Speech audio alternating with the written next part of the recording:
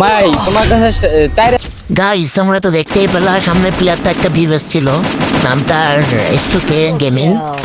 তাকে মারার পর তার টিমমেট আবার তাকে এবার দিয়ে দেয়। সে রিভাইভ পাওয়ার পর তাকে কি আবার মারতে পারবো? যদি মারতে পারি আপনারা লাইক অ্যান্ড সাবস্ক্রাইব করে দিন।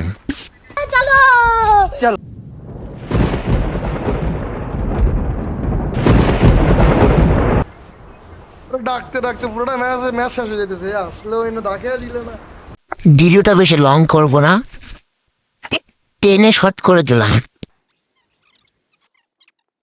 লাগবো না এগুলো সবাই এসটুকে ভাই যাকে জুম করে দেখতেছে সামনের প্লেয়ারটা আমিই ছিলাম। আমার চোখে থাকবে সব। আর আমি আগে থেকেই জানতাম যে ভাইয়ের কাছে সি স্নাইপার আছে, সো সামনে বের হওয়া যাবে না। তাই ভাইকে মারার জন্য কিছু সময় ওয়েট করলাম। আমার ক্যাম্প থেকে কিছুটা দেখেন।